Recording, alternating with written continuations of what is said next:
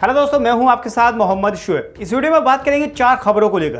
पहली खबर है कनाडा से। कनाडा ने ऐलान किया है कि वो तालिबान के बढ़ते कब्जे को देखते हुए अफगानिस्तान के 20,000 नागरिकों को अपने यहां शरण देगा।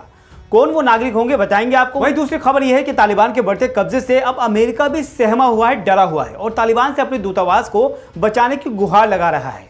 तो तीसरी खबर एक्टर सौरभ भास्कर से जुड़ी है, जिन्होंने अपने ट्रोलर्स को उन्हीं की जुबान में जवाब दिया है। बात करेंगे इस पर भी। वहीं चौथी खबर है फ्रांस से, जहां मुस्लिम महिलाओं को हिजाब पहनने को लेकर टारगेट करने पर एक फ्रांसीसी सांसद भड़क उठी और भरी संसद में मुस्लिम महिलाओं के लिए आवाज उठाई।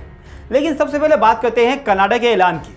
दरअसल तालिबान के डर से अफगानिस्तान छोड़ने की योजना बना रहे लोगों को कनाडा शरण देने की तैयारी कर रहा है। कनाडा की तरफ से यह ऐलान किया गया है कि उसने 20,000 से ज्यादा अफगान नागरिकों को अपने यहाँ शरण देने की योजना बनाई है। कनाडा के प्रवासी मंत्री मार्को मेंडिसिनो ने कहा है कि हमारी प्राथमिकता ऐसे लोगों को शरण देना है जो तालिबान से परेशान हैं। उन्होंने कहा कि हमारा मिशन ऐसे अफगानियों के लिए है जो कनाडा की सरकार के लिए काम कर रहे हैं।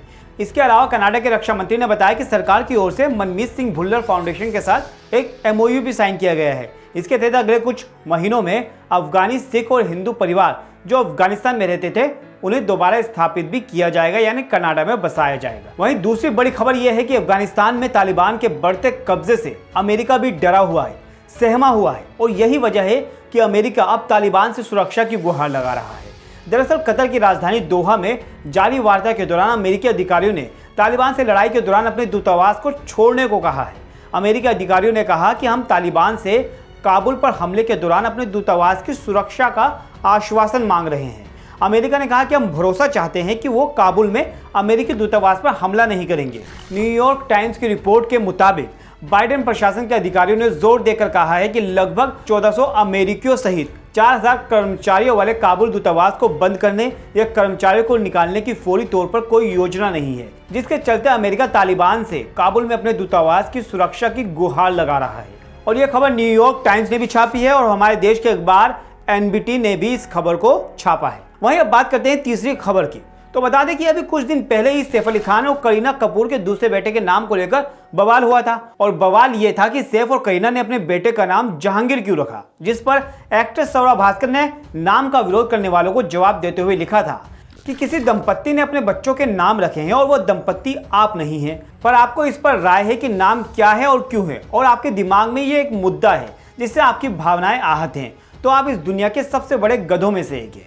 इस ट्वीट के बाद सौरभ भास्कर को सोशल मीडिया पर ट्रोल किया जाने लगा और कुछ लोग उनसे पूछने लगे कि क्या तुम अपने बेटे का नाम औरंगजेब रखोगी, जिसके जवाब में सौरभ भास्कर ने कहा कि मुझे सुलेमान पसंद है। सौरभ भास्कर के इस जवाब पर कई लोगों ने उनकी तारीफ की तो कई लोगों ने उन्हें फिर से बुरा भला कहना शुरू कर दिया। हालांकि अपने बेटे के नाम को लेकर अब करीना कपूर ने भी ट्रोलर्स को जवाब देते हुए क्लियर कर दिया है कि वे इन नेगेटिव चीजों पर ध्यान नहीं देती हैं। करीना कपूर ने कहा कि मैं काफी पॉजिटिव इंसान हूं और मैं अपने आसपास भी पॉजिटिविटी और खुशियां रखना चाहती हूँ। अब बात करते हैं चौथी खबर की और आखिरी खबर की, जो फ्रांस से है। फ्रांस में अक्सर मैक्रोन सरकार मुसलमानों को लेकर अजीब कानून और बयान देती रही है, लेकिन इसी बीच फ्रांस में मुस्लिम महिलाओं को हिजाब को लेकर टारगेट करने पर अभी कुछ ही दिन पहले संसद में बहस के दौरान एक फ्रांसीसी सांसद भड़क गई और कड़े शब्दों में अपनी बात रखी और उस सांसद का नाम है एनी चैपलियर। इन्होंने संसद में कहा कि मैं आखिर ये समझ नहीं पा रही हूँ कि हम सिर ढकने वाली महिलाओं को निशाना क्यों बनाते हैं जबकि बाकी चीज़ों को नहीं।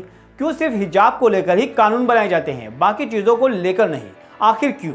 दोस्तों, ये मुद्दा इसलिए उठा क्योंकि फ्रांस में धार्मिक प्रतीकों को पहनने पर पाबंदी लगाने वाला विधेयक लाया गया है।